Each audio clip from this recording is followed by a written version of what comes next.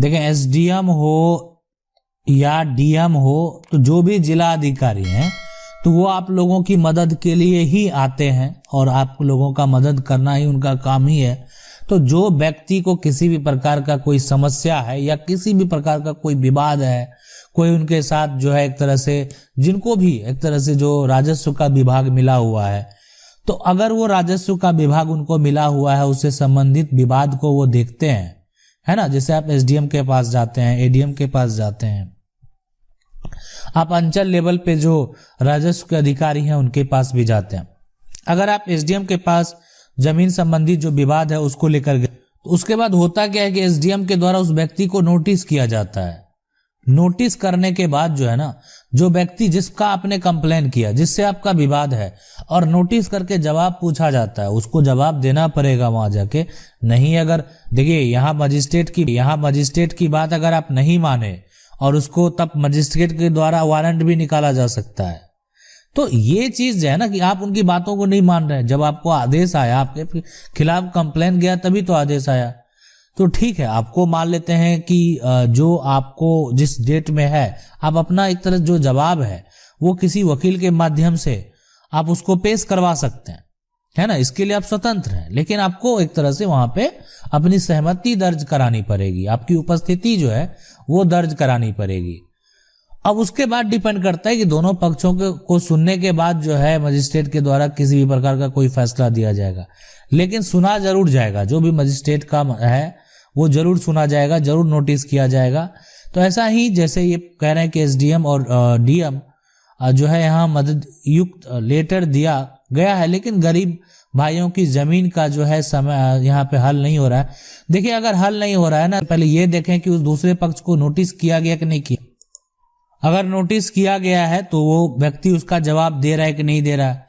तो ऐसा नहीं है कि नहीं होगा। देखिए, मान लेते हैं कि आप कोर्ट में जाएंगे तो कोर्ट का अलग ही फिर नियम है, आपको उसके लिए एक प्रक्रिया लंबा हो सकता है थोड़ा सा। यहाँ पे शॉर्ट टर्म में आपका विवाद या जो भी समस्या है उसका उस मामले पर जो है पहल हो सकता है। तो एक बार अगर आपका नहीं पहल हो रहा है तो एक बार और मिलने का प्रयास करें, ताकि आपका जो मामला है वो एक तरह से क्लियर हो जाए। ठीक है, अगर हो सके तो आप उससे संबंधित कोई वकील को भी रख सकते हैं। सवाल है कि क्या पैतृक जमीन की वसीयत किया जा सकता है अगर बेटा है, बेटी है। देखिए, पैतृक जो है पूर्वज से प्राप्त संपत्ति का वसीयत जो है नहीं किया जा सकता है, वो करने का अधिकार नहीं है। कोर्ट से नोटिस जो है भेजने के बाद यहाँ पे दैट है ना, करते में नहीं जाता है ना, नहीं जाता है तो क्या करें। कोर्ट से केवल तारीख, देखिए नहीं जाता है ऐसा तो ये बिल्कुल गलत ही चीज है। और ये ज्यादा दिन तक प्रोसेस, देखिए उसके बाद जो है दूसरे जो अगेंस्ट पार्टी है उनके द्वारा किसी भी प्रकार का उनके पास कोई सबूत फिलहाल नहीं होगा, कागजात नहीं होगा, तो उनका एक तरह से ये कोर्ट में लगा सकते हैं वो कि उनके पास किसी प्रकार का कागजात अभी अवेलेबल नहीं है, उसको निकालने का प्रयास कर रहे हैं, तो इसलिए अगली तारीख दिया जाए, अभी ये पेंडिंग है, अगली तारीख दिया जाए। तो ये कब तक चल सकता है? ज्यादा दिन तक नहीं चल सकता। देखिए कोर्ट में, और इसमें अगर एक तरह से अगर देखें तो आपके पक्ष के जो वकील होंगे तो वो भी दबाव बनाने का प्रयास करेंगे ताकि मामला जो है वो जल्दी से जल्दी निकले। तो मामला लेट होने में दोनों पक्ष की गलती होती है, ये बात आप याद रखें। सवाल है कि दादाजी ने एक रैयती जमीन खरीदने के बाद रजिस्ट्री भी हो रसीद नहीं कट पाया। 60 वर्ष जो से हम लोग ही खेती बाड़ी करते आ रहे हैं, अब किसी तरह का कोई विवाद और अब तक किसी तरह का कोई विवाद नहीं हुआ, कोई तरह का विवाद नहीं हुआ, लेकिन आपने जो रैयती जमीन को खरीदा, रजिस्ट्री हो गया, लेकिन उसका जो रसीद नहीं कट पाया, तो कटाने का प्रयास जरूर करें। ठीक है, अभी 60 वर्ष हो गया है और हम आपको बता देना चाहते हैं कि ये इसलिए हम आपको बोल रहे हैं कि आने वाले समय में ये संपत्ति अगर किसी दूसरे व्यक्ति के नाम से सरकार के रिकॉर्ड में दर्ज है और ये अगर 100 वर्ष पार हो जाए तो आपके जो आने वाले जनरेशन होंगे और जिसकी संपत्ति है उसके जनरेशन को लगेगा ये तो संपत्ति मेरी है, ये कैसे इसको रखे हुए इतने लंबे समय से, ये इसके पास रजिस्ट्री है तो फिर मेरा नाम क्यों है। और वो चाहे तो वो संपत्ति को दोबारा बेच भी सकता है और आप कुछ नहीं कर पाएंगे। तो ये बात ठीक है, आप अपना जो है आपका पुराना रजिस्ट्री लेके आप कोर्ट जाएंगे, मतलब एक आपका लॉन्ग प्रक्रिया हो जाएगा। फिर आपको अपनी ही संपत्ति को साबित करना पड़ेगा। तो क्यों ना आपका भी प्रयास करके आपको अपनी रजिस्ट्री को दाखिल खारिज करा लेना चाहिए, ताकि आने वाले जनरेशन को किसी प्रकार का समस्या नहीं झेलना पड़े।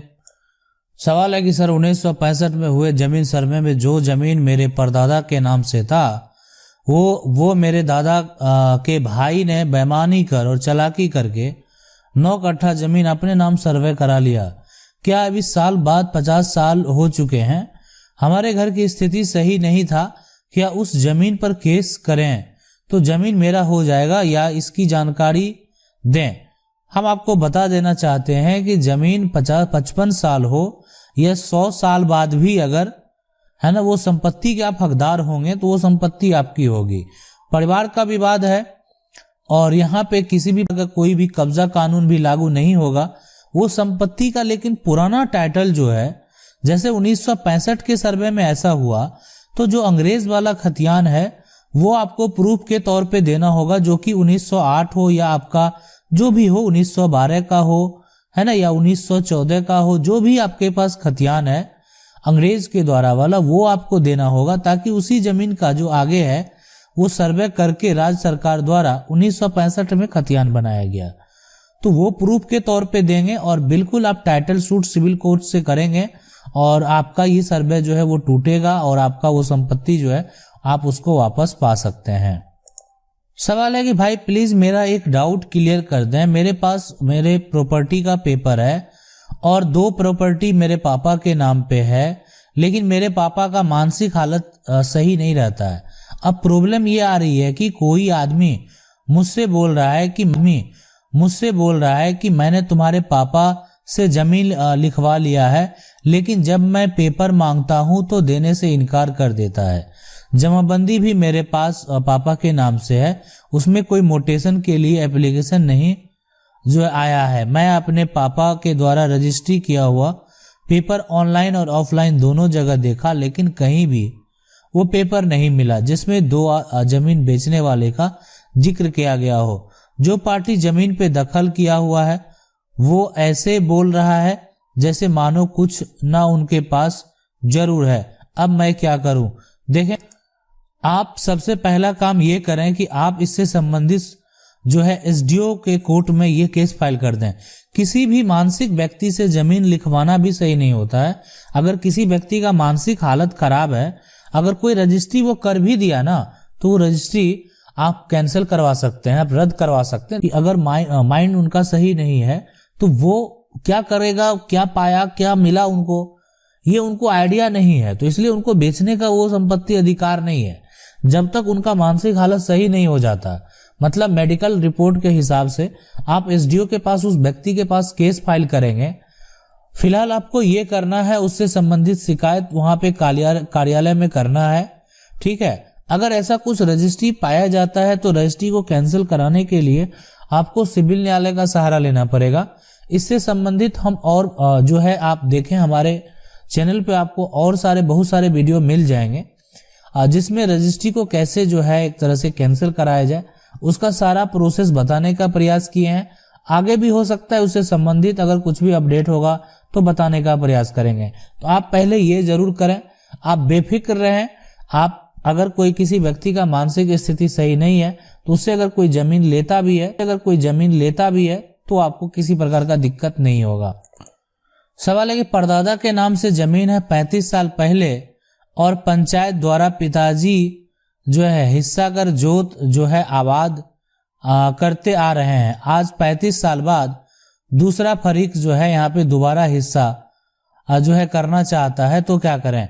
देखिए, हम आपको बता देते हैं, परदादा के नाम से अगर जमीन है 35 साल पहले पंचायत के द्वारा अगर कागज तैयार किया गया है ना, मैंने पंचनामा बंटवारा किया गया, दोनों पक्ष उस पर हस्ताक्षर किए हैं, उस हिसाब से अपना एक तरह से अलग अलग म्यूटेशन भी करवाए हैं, ये सब अगर करवाए हैं तो कोई दिक्कत नहीं होगा।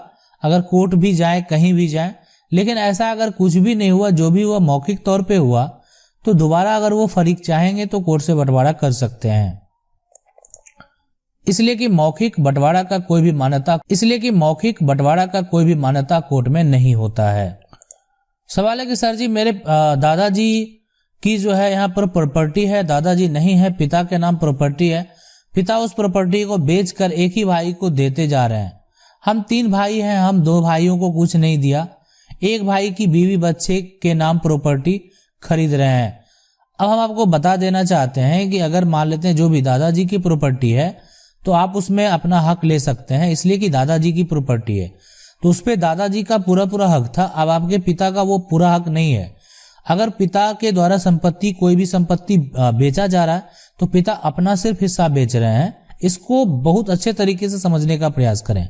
अब पिता के अगर 3 बेटे हैं, अब ये पूरी प्रॉपर्टी दादाजी की है। ये संपत्ति आप जो देख रहे हैं ना, ये पूरी संपत्ति जो है वो दादाजी की है ना। ये जो आप संपत्ति देख रहे हैं ये संपत्ति आपकी दादाजी की संपत्ति है। अब होगा और ये टोटल 4 हिस्से में बढ़ जाएगा। इसको पिता बेच सकते हैं और ये जो पार्ट आप देख रहे हैं ये आपके शेयर में चला जाएगा। तो यही कानून है, आप इसको फॉलो कर सकते हैं, इस तरीके से ये लागू है। हाँ, इससे संबंधित अगर आप ऐसा ये अपना शेयर निकालना चाहते हैं तो आपको पार्टीशन करना पड़ेगा। सवाल है कि मेरे दादाजी की अर्जित संपत्ति अपने छोटे बेटे की वाइफ को गिफ्ट में दे दिए तो क्या उस हाउस पर हमें वापस मिल सकता है? हम आपको बता देना चाहते हैं अगर कोई भी संपत्ति अर्जित है, अर्जित संपत्ति अगर उनका है और वो किसी को देने के लिए स्वतंत्र है, आप इसमें कुछ नहीं कर पाएंगे अगर उनकी खुद की कमाई से है। हाँ, उनकी अर्जित संपत्ति भी अगर किसी पैतृक संपत्ति को बेचकर जो है लिया गया है तो आप उस पे जो है ऑब्जेक्शन लगा सकते हैं, आप न्यायालय में जा सकते हैं। लेकिन अगर उनकी खुद की अपने इनकम से, अपनी कमाई से संपत्ति उन्होंने खरीदा तो वो स्वतंत्र है, वो किसी को भी दे सकते हैं। आशा करते हैं वीडियो अच्छा लगा होगा। वीडियो अच्छा लगा वीडियो को लाइक जरूर कर दें। चैनल बार देख रहे हैं सब्सक्राइब करके जो बेल आइकन है उसको जरूर दबा लें। मिलते हैं